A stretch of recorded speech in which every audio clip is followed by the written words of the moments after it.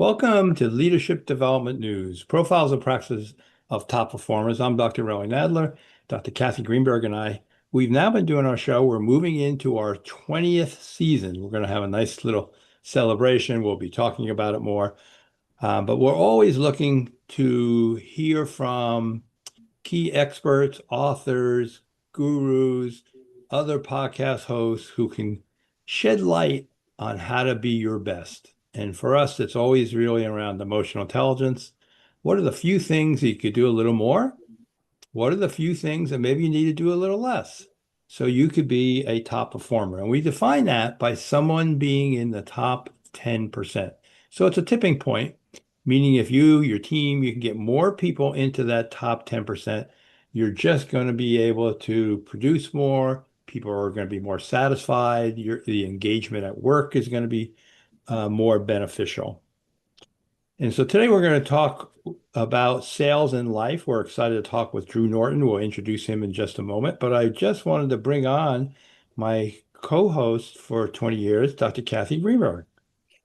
I know I'm thinking to myself over and over and over how fortunate we have been to not only be co-hosting this program together now for 20 years, really, but to have been, number one New York Times, Amazon bestseller authors together, to be able to do EQI certifications together, to just have such a beautiful population of people in our audience who find value not only in our messages, but the quality of our guests. And I know today, Drew Norton is just going to add so much more to everything that everybody does with his message around the everyday sales leader. And so I'm really excited for today's show.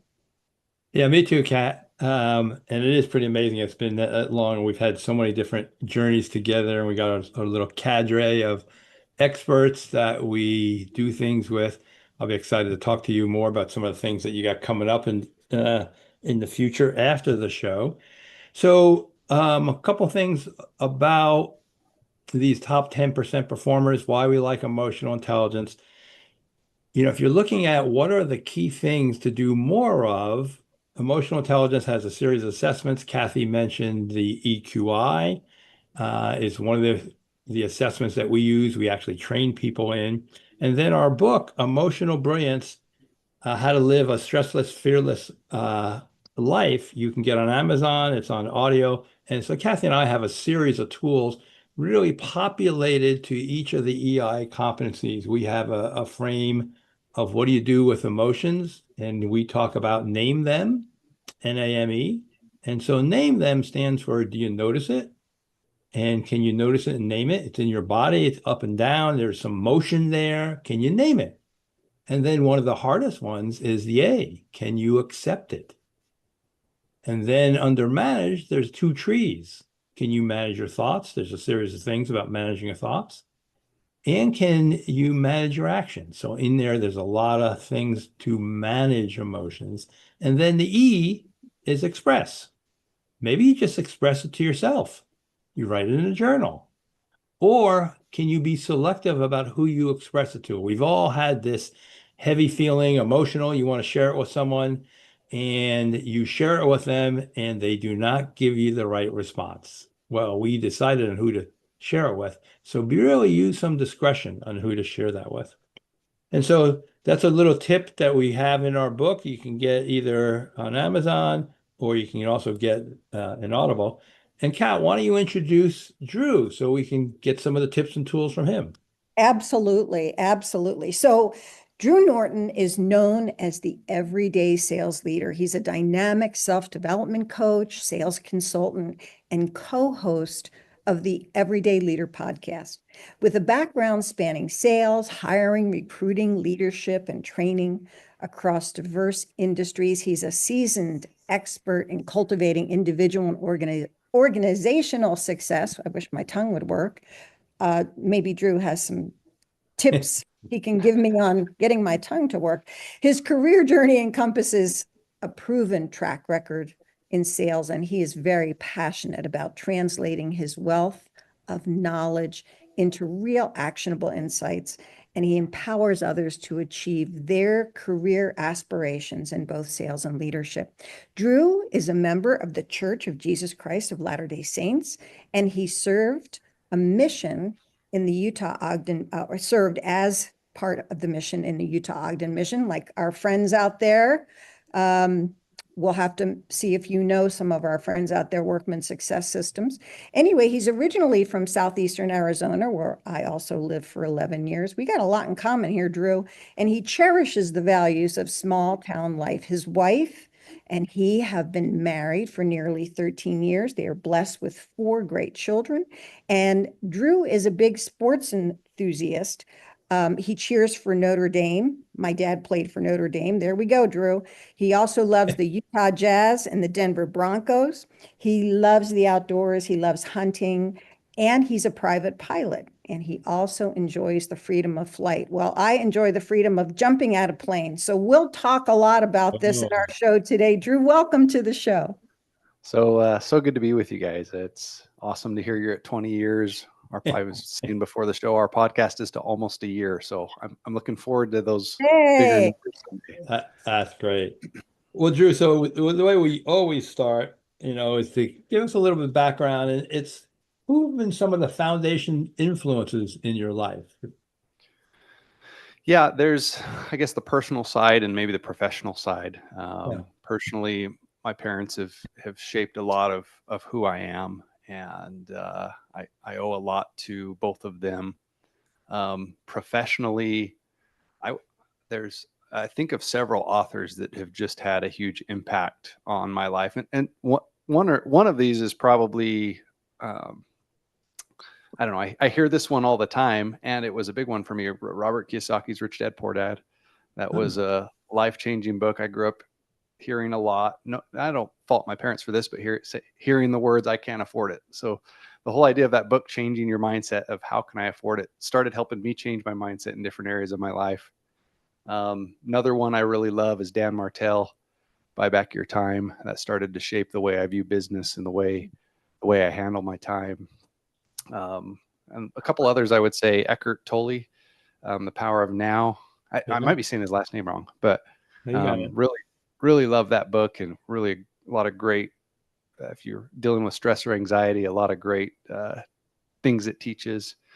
And then probably one other I would say is Dr. Benjamin Hardy. Huh. He's also been a very I've loved a lot of his work and Yeah, followed that. yeah. And then I've had personal coaches I've worked with over the years too, who've played a big impact on me as well. Well, as you're, talking about yourself and these connections to how you have grown in your career, there's a couple of folks I mentioned when I was introducing you who come from the Utah area that we've spent some time with that you may know. Viral Workman Success Systems, big coaching organization out there in your region. Big shout out to Viral and our team at Workman Success Systems. And one of the gentlemen who's been a huge influence on me, who shares your name, Drew, a young man by the name of Michael Drew, when I first met him over 20 years ago, was my campaign manager for my first New York Times bestseller. And he's also out there as well. And y'all also belong to a beautiful community. And it's really great to hear that you've only been on the air for a year, but you've got so much to share. Talk a little bit about some of the lessons that you've learned that have been most significant for you. And maybe you could talk about the different fields, that you've worked across that have also been a part of this, I'll just say, experience of leading as an everyday leader. Yeah. Yeah. So growing up in southeastern Arizona, the only work I could find as a kid in small towns was working for the farmers and the dairy and things like that, working for $5 an hour, getting up before the sun came up in the summers. And I just thought it was amazing when I got into sales that, hey, if I work really hard, I can make more money than a set hourly amount. And so I was introduced to sales in college and actually started in the door-to-door space, did that for several years. Likely wouldn't have done that if I hadn't served a mission and had gotten comfortable Yeah. getting myself out there and knocking on doors and talking to people. And for a long time, I felt like, oh, I'm doing well at this just because I work hard. And I probably didn't give myself enough credit, and spent some time in door-to-door space and satellite TV, which starts to make me feel old saying that now. I don't know if anyone buys satellite TV anymore, very few. Pest control, spent time in the financial services and insurance and life insurance and investments. Ran some very big solar teams. At one point, I always did well and attributed that to my hard work. And one year I decided, you know what, I'm going to focus and go all in. I love real estate. I do a little bit of real estate investing on the side, and felt like I was kind of stretched among 2 or 3 different things, and decided to kind of go all in on where I was at in sales, and had my best year, led my company. There was over 100 reps in the company. And my goal wasn't to be the best in our company. It was just, I wanted to be my best. And that turned into me being the number 1 rep. And then the next couple of years leading the biggest team and most successful team in that organization. And started to realize, oh, like maybe it's not just the hard work. Maybe I'm also good at this. I'm good at sales. And at the same time, I've always found myself being put into leadership positions. Just about every place I worked, I was in a leadership role. And I didn't really view myself as a leader either. And felt a bigger calling to do more a couple of years ago, and started doing some coaching myself, and realized, that I was 1, holding myself back, and 2, not making as big of an impact as I could, because I was often afraid to talk about myself or the good things I was doing, and being willing to share those with others. I know you asked a couple questions, so I'll Oh, no, you're probably doing leave there great. and Yeah, go no, from no, there. you're doing great. Absolutely. The thing that I just want to emphasize here for our audience, and then Relly, I'm going to pivot over to you. When we think about what we learn about ourselves, and you're talking about being a kid trying to figure out how to make a buck, and my husband, who worked and grew up on a hog farm, can resonate with that. I think many people who are listening have come from diverse fields, and they didn't start out as coaches, and they may have come from, as you have, various and sundry sales backgrounds. You have to start somewhere. So I think one of the things, and I'll pivot over to you, Relly, that we can really dig into here is what an everyday leader really is, and how you began to redefine yourself from these experiences. So a lot here to unpack, and we're going to obviously get into it. So Relly, over to you. Yeah. Well, let me make a comment, Drew, just about what you said, and because we can see you on camera, it is good to kind of see your sense of trying to own your strengths. And Kathy and I really try to spotlight people's strengths, part of my mission, and can you really own your strengths? One of the things I heard years ago, and I could hear you owning it, and you've done a really good job with that. We have all these successes, and it's like you have in a sink, you turn on the water. My Jersey accent just came out. You turn on you turn on the water, and it goes through the drain. And that's our successes. It goes through the drain, and we think, okay, what's next? What's next? And so what, in a visual metaphor, can we close the drain and really hold those successes? And I hear you in a way through doing that and going, oh wow, there's a lot of water in there. There's a lot of successes in there. And that's that ownership of really being confident about you and your skills. So say a little bit more maybe about that process, and then we're going to move on to one of the things that you have is a unique story about a near-death experience. But let's talk about kind of owning strengths and maybe your process with that. Yeah, I think I actually had a friend reach out to me, and he'd noticed I've become way more active on online, on social media. You couldn't find me a few years ago. I Uh-huh. didn't exist. And he said to me, he'd worked with me before, and I was a leader of his, and he now owns his own business and he's doing really well. And he said, "Hey, I see you doing way more on social media. Like, how are you doing that?" And he knows me, he knows my family. My dad's probably the most humble guy in the world. And so I think sometimes there was this feeling like I can't talk about good things I do, or I wouldn't be humble. And one thing I've just come to take on is, hey, is what I'm doing, is it to bless or is it to impress? Hmm. If the reason I'm sharing things, the reason I'm helping people, the reason I'm selling something is to bless their lives, that's a pretty good reason to do it. If it's just to impress, that's my filter for, hey, maybe I'm not going to share this or say this or talk Yeah. about this. Well, And and we so, always talk about self-awareness being the first part of emotional intelligence. So that's a good example of that. yeah.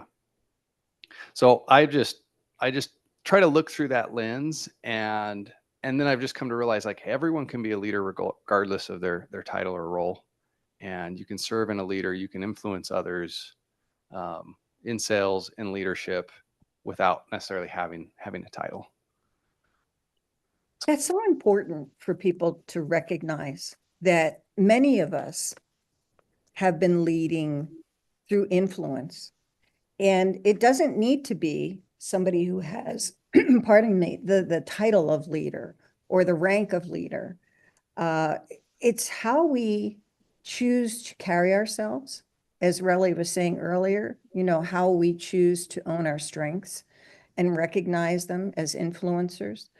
Um, I know the whole world was touched, particularly yesterday, by this 6-hour tribute to a young man named Charlie Kirk, who was merely an influencer. It took 10 years for that young man to unfortunately be recognized in this way. But nobody ever gave him a formal title, and nobody ever made him the leader, right? It's how we choose to carry ourselves in this world that makes all the difference. And I think the point you have to make here about being an everyday leader, Drew, is so compelling. We are obviously going to have to go to a break very shortly. And I know that you have a compelling story about a near-death experience that has changed who you are and how you choose to live your life and lead as an everyday leader. And if you want to just kind of give us a taste of what we're in for before we go to break, that would be fantabulous. Yeah, a little bit, and we could dive more into it. Changed sales careers and was really focused on growing and leveling up myself. And we had an accident with our 6-month-old son.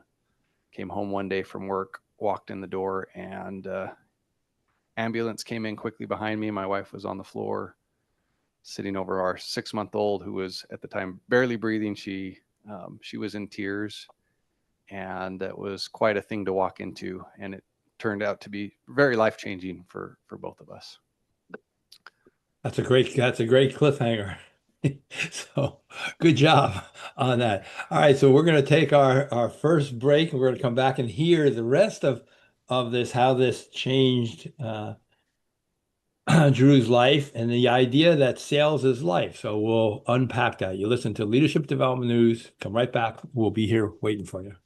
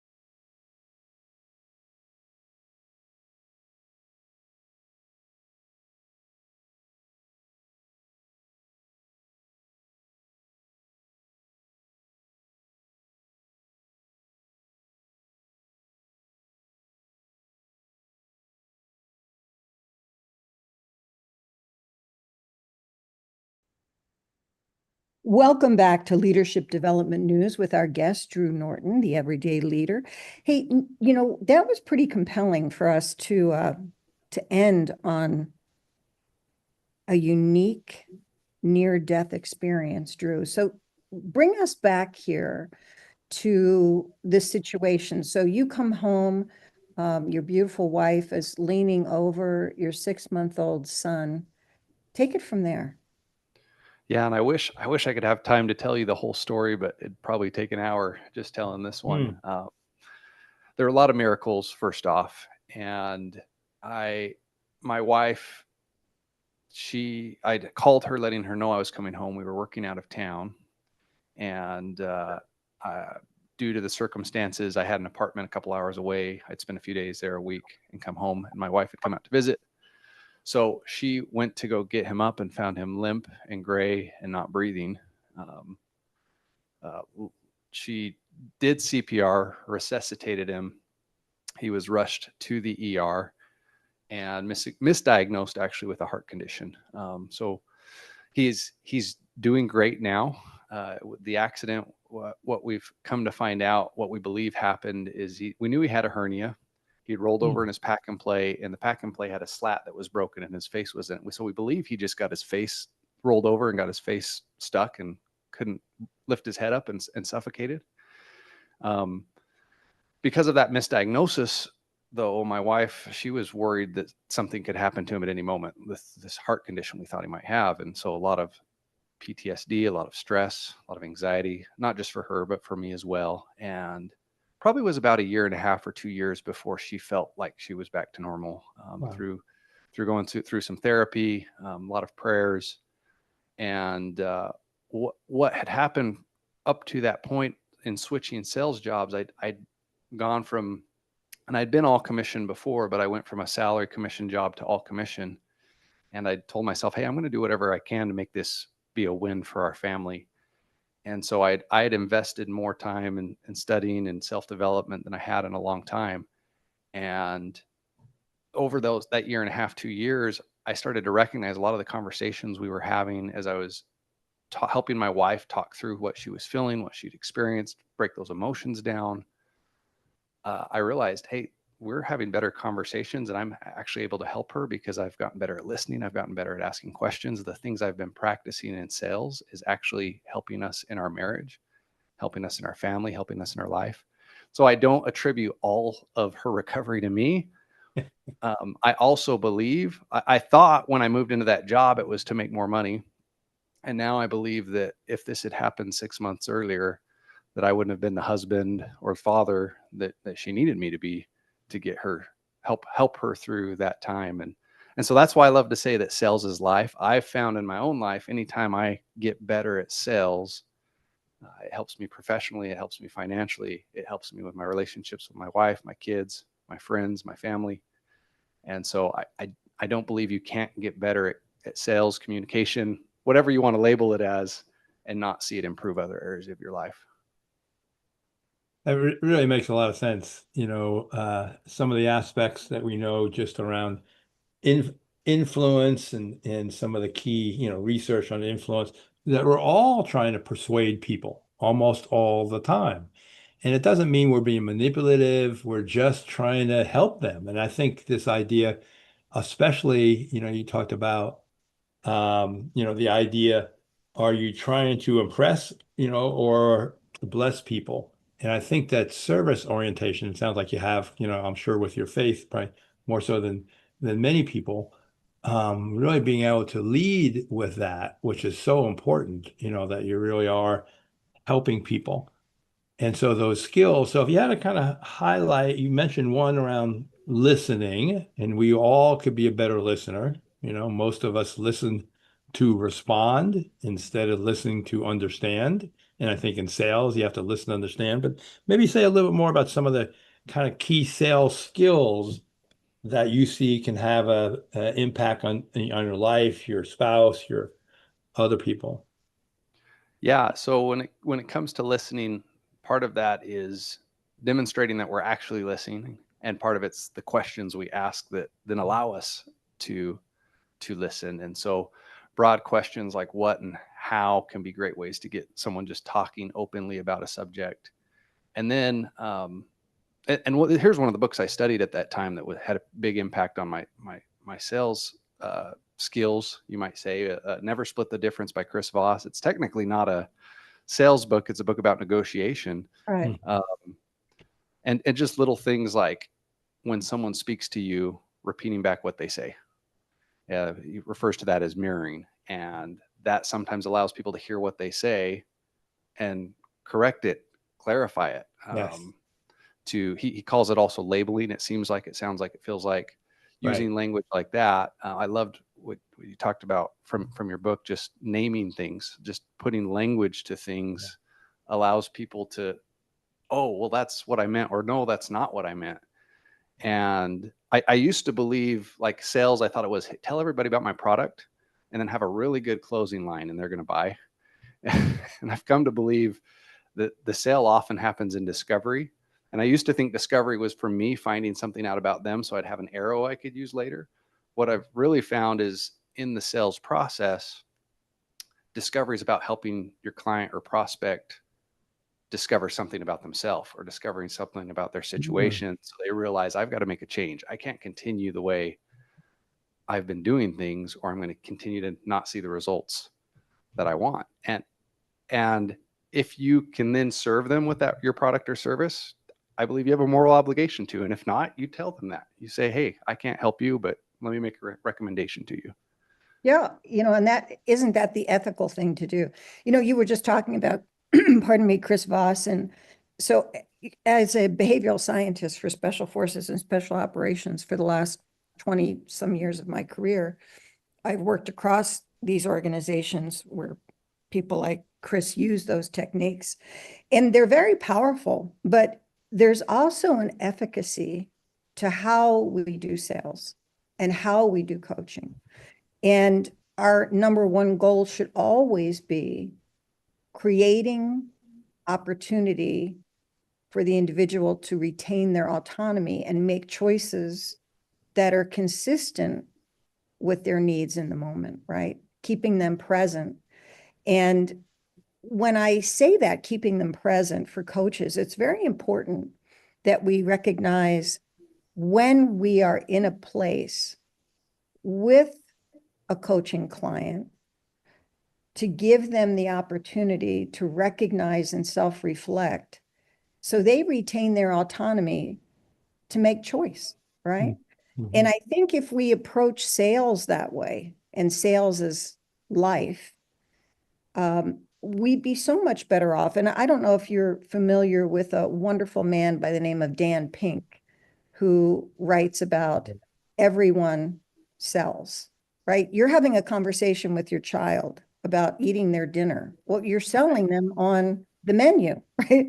They might not like what's in front of them, but you're in a sales mode as a parent. And you need to have that child's best interest at heart, not just because somebody slaved over that meal and made it for them, or it cost a fortune at some drive-through, but because it's the right thing for the child to do, both for themselves and for their well-being, right? So let me just make sure that everybody knows how to reach you, Drew, because we did not give out your information. And it's sales.theeverydayleader.com, or is it .co? It's .co, and updated the website. That's going to redirect them to the new one, but theeverydaysalesleader.com will work. Okay, also. Perfect. Or they can go to Drew at the Everyday Leader, and I'll let you give them the end. Doc. Perfect. Doc. Yep. Okay. So, Drew, say a little bit, Kathy touched on it, is about the ethical influence. How can a sales leader model and instill a sense of ethical leadership, in their team members? Because I think when we think about sales, if not done well, people feel like I'm being manipulated.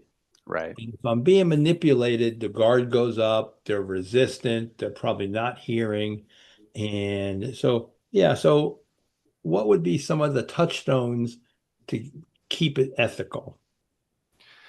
Yeah. So Part of that, I think, is once again maybe your mindset around sales. I I really believe in this idea of abundance, that there's enough to go around and more Absolutely. than we can have for everyone. In fact, I remember as a young salesperson, um, moved to a new area, went to my church and met a man. We were both in insurance in the local community, and I kind of made the joke to him, and I was joking, but I said, "Well, I guess we're going to be competitors, huh?" And he said to me, "You know what, Drew? Like, there is plenty to go around, and everybody needs insurance. And if you ever need anything, just reach out to me." And I remember just as a young kid being blown away when he said that, and it just taught me a lesson that, hey, there is enough to go around. And I found when you operate out of a space of scarcity in sales, people feel that, and it doesn't feel good. And if you get really clear on who you can help, who you can serve, and really narrow that in, it seems like you can find plenty of people that can use your product, that can use your service, that can be benefited by your company or your organization. I think there's something else there too, Drew, and that is when we are at our best, and we are practicing that ethical, I really want to help you do something. I really want to help you be a better version of you. I really want to help you achieve your goal from that mentality of abundance. There's this law of reciprocity that takes place where you're offering sincere help and assistance and support. And that person, even if they can't use that support or that offering, can open up a network to those who can. And when we practice these, I'll call it sales is life practices for the purposes of your everyday leader mission, I think there's a magic that happens that is palpable. And it creates that mentality of abundance. It creates that unstated human obligation to create a connection that makes it work for everyone. Mm-hmm. And that win-win-win is such a beautiful experience for a person in sales or a person in coaching or a person who is trying to expand their horizons. Talk a little bit about emotional intelligence and how you've experienced emotional intelligence as an enabler in Yeah. helping build trust and rapport in your industries. Well, I love what you said about all of that, Kathy. I found often when I found sometimes when I say, "Hey, you know what? I don't think I'm the one that can help you here. Or my product or service actually isn't the right fit for you." Sometimes Right. I've had people fighting more to Yeah. work with me because of that, Yep. which is kind of interesting. Or the other thing I found is I'll often make a connection, and that leads to a referral, or that leads to a connection that is back to Monday morning. I can't speak. Reciprocity. I feel you, They brother. they make a connection. They make a great connection for me later. And when it comes to emotional intelligence, I think I've also found just the importance of just being aware. One being aware of myself, but two, just allowing the prospects to be aware. So maybe one of my favorite questions, no matter what I have to sell, is asking people, and it's a simple question. Well, what happens if you don't do this? A lot of times we're scared to Mm. give someone an out, and asking someone that allows them to kind of go through or play through what happens if I stay where I'm at. Mm-hmm. And if we've done a good job of talking about the pain or the things, the goals they want or the challenges they're facing, a lot of times emotionally we don't or we don't usually purchase until we actually emotionally decide to, and then our brain will then go and justify the reason why we're doing it. And so if you don't have that emotional reasoning there, the brain looks for every reason not to buy, or Yeah. it tries to tries to protect you. And so, I experience that every time I buy a purse or shoes, definitely. It's an emotional connection. right. I can show up with something I bought off Amazon or a new vehicle and tell my wife all day long how great this decision was, whether it was or not. And it usually started with this emotional feeling. And I'm also pretty analytical. So that's it's kind of been a challenge. And sometimes Yeah. I felt like, well, if I can just show them the facts, they'll see why they should do this. And typically all the facts are going to do is help solidify why they should do that if they're emotionally have bought in. And I think what's so good about these questions, and it's very similar in sales that we do in coaching, and whether it's executive coaching or personal coaching, talking about some of the kind of obstacles, like you said. So what if you don't do this? And what if you stay the same? And what if 6 months from now, nothing's changed? And Right. so we bring their thinking to a new area. And so that's the value. I think sales, coaching, we're really talking about the same kind of thing. It's the conversation. How do we get better in the conversation and asking them questions that they can see and hear themselves talk about things that have only resided inside the head? Now that it's outside the head, they have this light on it and this view that they can kind of see it differently. And I think some of these key awarenesses pop up. So they hear themselves talk about something because you've led them there uh, with your sales. Yeah. And last thought on that is just, I've found it's way more powerful if they come to that conclusion on their own versus if I tell them that. I could Exactly. tell them what happens if you don't do this. And if I ask them and they think through it, they're making the decision and they're way happier that they did it at the end of the day. I'll just share this last piece and then we'll go to our break. If it's only in your head, and I've shared this before, it's a fiend. And if it's only in your head, it's fearful, it's irrational, it's exaggerated, it's negative, and it's dark. And that's all of us. You got the default mode network that's just going down that path and then making everything more so. And so in sales and us as coaches, we shed light on that. And it's the acronym of glitter. You have a goal, there's light on the goal. There's more insight hearing themselves talk about it. There is a transaction. That's the T in glitter. Oh, maybe I should try that, or maybe I'll buy this. And some of these transactions are transformational. And then it's empowering and it's realistic. So a lot of what we're doing is taking people from a fiend, shedding light, and kind of having that glitter. And it's really their ideas and where they move forward. So whether let you make a quick comment, and then we're going to go to our break. Oh, was that to me or to Kathy? Sorry. To you. Yeah, go ahead. Yeah, anything you want to No, say about the I love thoughts that. being in the head. Yeah. Yep. It's for myself and for others. I've seen when you voice something out you're thinking, it either makes it super strong and powerful or you realize how dumb it is. Yeah, exactly. Very good. All right, so we're going to go to our break.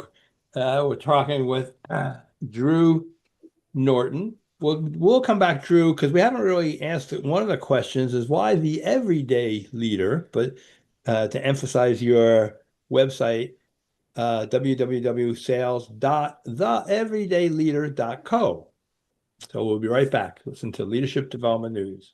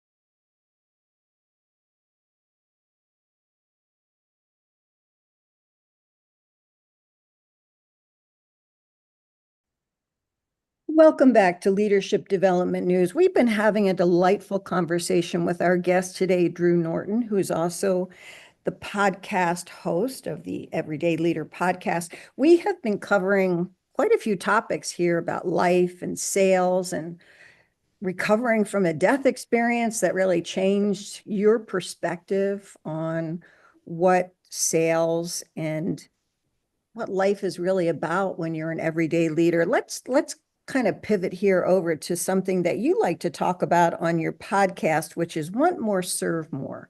Talk a little bit about what that means for you, Drew, and how you drive that through your experiences to really encourage leaders and teams to strive for more. Yeah, I think I've always, and I referenced this a little bit, I've always had this like feeling that I've got two things conflicting with each other. The idea of being grateful for what I have, gratitude, humility, and then wanting more or desiring more in my life. And I've come to find that it can be an and, it doesn't have to be an either or, that you can't be grateful and have abundance. You can actually have both. And so when I think about this idea like want more, serve more, the analogy I like to give or examples of that, if I had to, and this may not be right, depending on the month, but if I had to pick maybe the two wealthiest men in America, the ones that come to mind right now are probably Elon Musk, probably Jeff Bezos. There might be some others out there. I don't follow that super closely, but those are two that come up.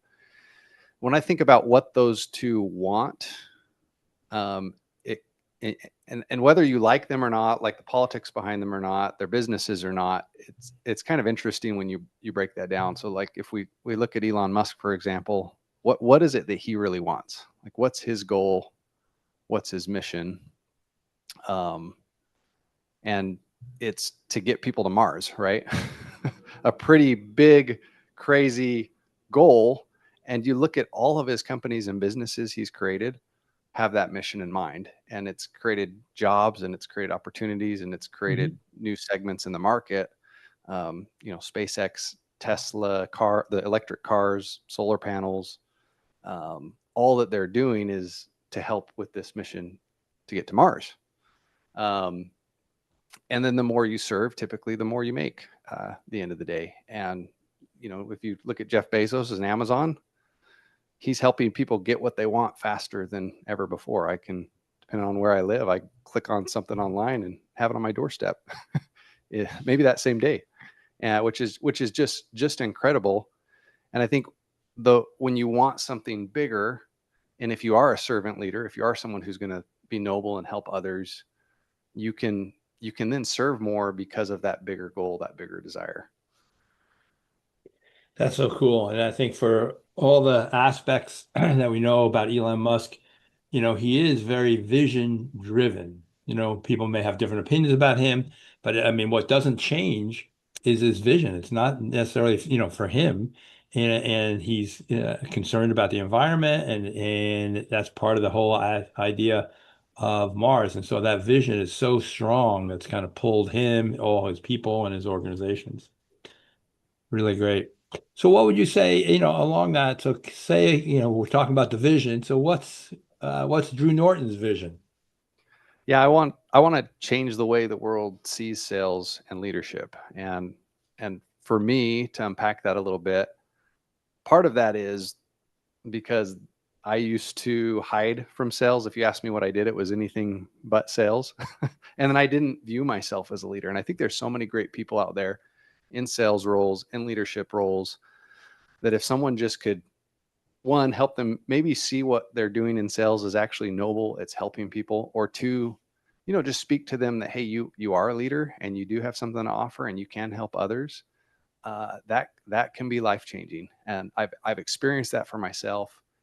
And sales is one of those, I heard somebody say once, when they think of sales, they think of it as a 4-letter word. Yeah. A lot of people just have a mindset around it that it's a scummy, terrible thing. And my experience has been that it can be the opposite of that. And as far as leadership goes, when you're willing to help people see a bigger vision, when you're willing to help people see more, do more, become more, I love what that does for me is I help someone. And that's really what leadership is in my mind, is helping people see more and achieve more than they could have previously. You know, it's funny as we're sitting here talking about the importance of nobility, right? Sales and nobility, leadership and nobility. I can't help but reflect back on my career and watching people like Jeff Bezos over the years. In fact, I remember being at a World Economic Forum many, many, many years ago, where he was a young man in jeans and a t-shirt who didn't have a seat. And he was, you know, just a guy that was trying to ship things that people didn't believe were ever going to get shipped in quantities and in, I'll just say, a fashion that we're now used to through Amazon. He was just beginning, and it was a very niche market. And he was actually sitting in the aisle in this huge amphitheater. Very unassuming. He had dark hair back then. And, you know, you look at where people are now, and, you know, you listed him as one of the top 2 wealthiest, you know, people in this whole area of leadership and sales.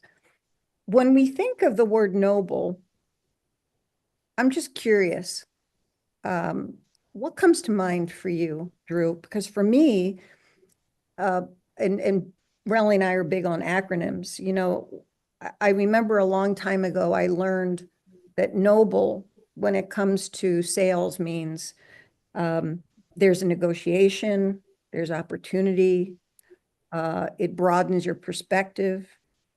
There is a likelihood of a connection, and that happens through engagement, right? So when you think of noble, what does it mean for you?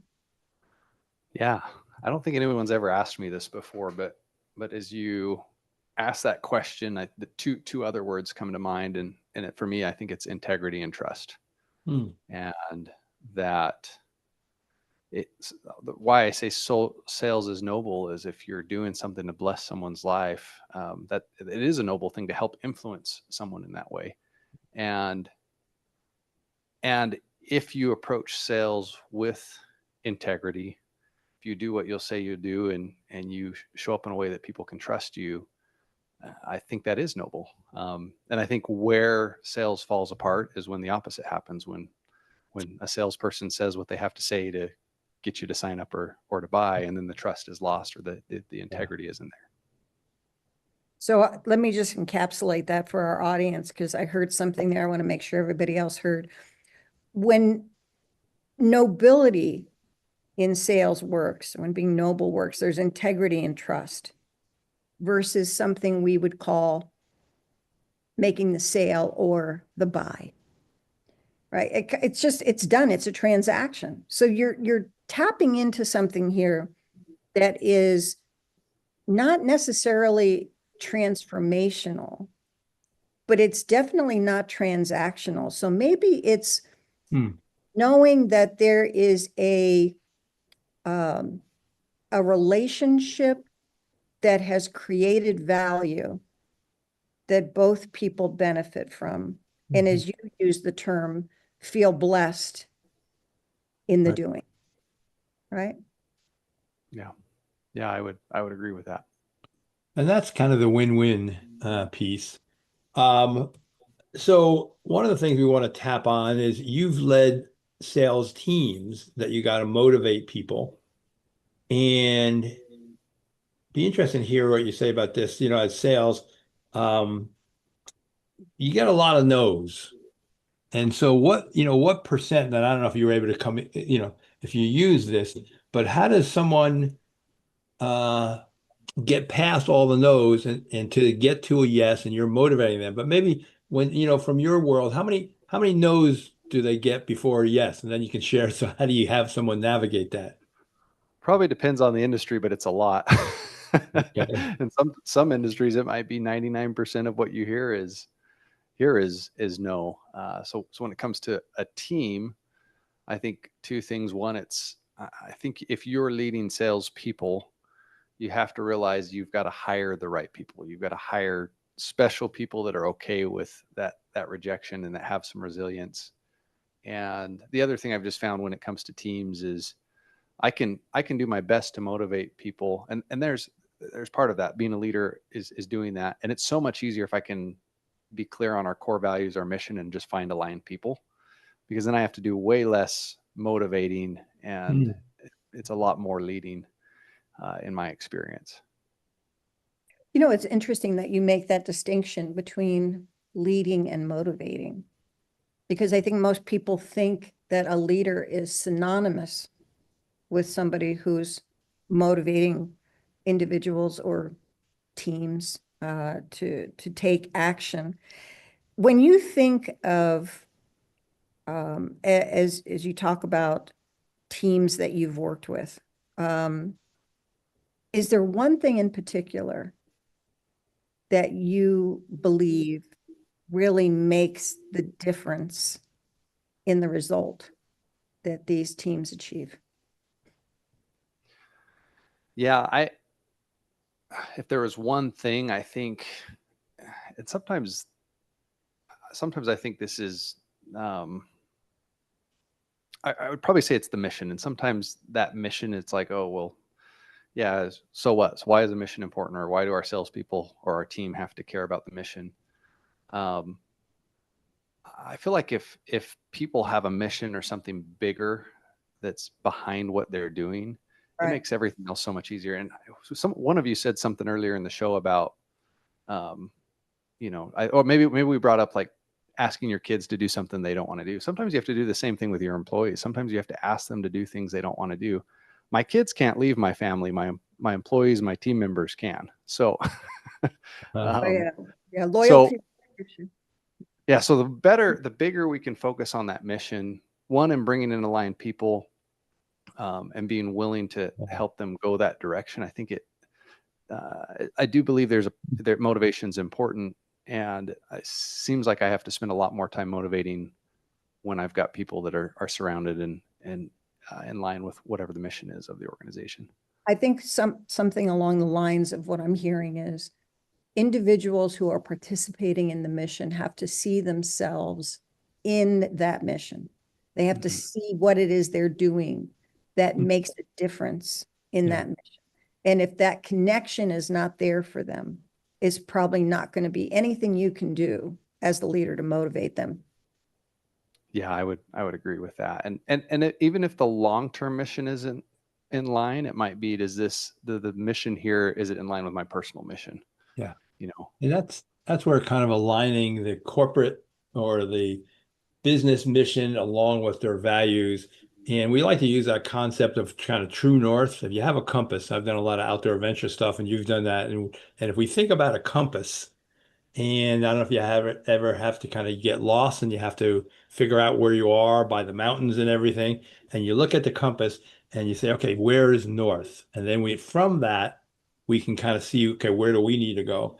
And it doesn't matter if it's north, it's just that it always points to north. And so I think the idea of this idea of true north, it's always pointing to that. And that's really our values. That's really the mission. And when you're lost and you want to reorient yourself in the outdoors, you kind of look at the compass and, okay, so where am I going? Why am I doing this? And that's your sense of that true north that really does make a difference. And it sounds like you're able to motivate people for that. So let me ask you our lightning round here, because we're coming down to the end. And so part of the lightning round is just fill in the blank. Leadership is? building people. Okay, I love that. And at work, it's all about? Focus. Okay, good. And then also around resilience and for us to be able to keep going around our true north, the mission. During the workday, how do you recharge? Little bit of humor or comedy. Okay.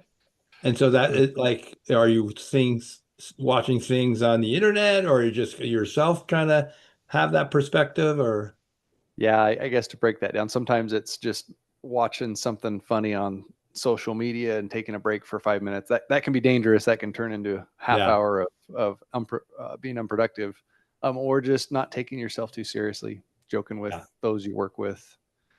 And with the beauty, like you just said, it's 4 or 5 minutes, and we all need that. Yep. So, Kat, Yeah. you still there? You can kind of bring us home here. Yeah, no worries. I just wanted to thank Drew for a lovely time today, and it was very engaging for me. And I want to just thank our audience again for the 20 years you've been with us. Check Yes. out Drew and his offerings at sales.theeverydayleader.co or drew@theeverydayleader.co. And please come back every week, join us, have an insight, have a giggle, and tune in just to tune up your performance with leadership development news. And thank you, Relly, for being my partner in this endeavor for 20 years. We are so grateful to you and everything you do for those of us who've been fortunate to know you. And thank you, Voice America, and our engineer, Matt, and our producer, Sandra. Take good care, everybody.